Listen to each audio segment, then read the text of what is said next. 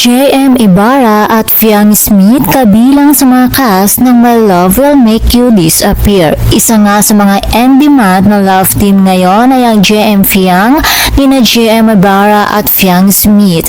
Kaya naman may kumakalat na balita ngayon sa social media na kung saan nga ay kabilang daw mga ito sa upcoming movie ng Kim Pao, nina Kim Chiu at Paolo Avellino na My Love Will Make You Disappear na ipapalabas na ngayong March 26.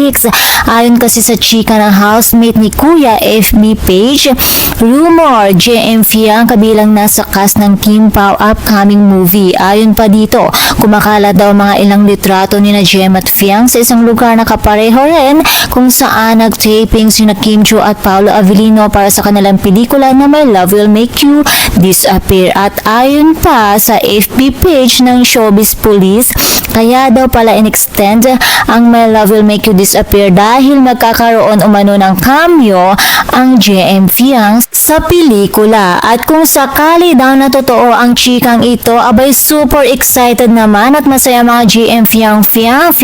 Ano ba yan? Tsaka na nga, bulol pa! J.M. Fiang fans, ayun, dahil nga for the first time ay mapapanood nila sa big screen ang kanilang iniidolo. Kaya naman mga chika, Dora, sa dahil nga sa chismosa tayo, abang na lamang natin ito kung mapapabilang nga ba sina J.M. at Fiang sa much awaited movie ng Kim Pao na My Love Will Make You Disappear. And that's all for na mga chika, Dora. For more showbiz update, please don't forget to like, share, and subscribe my channel. Thank you for watching.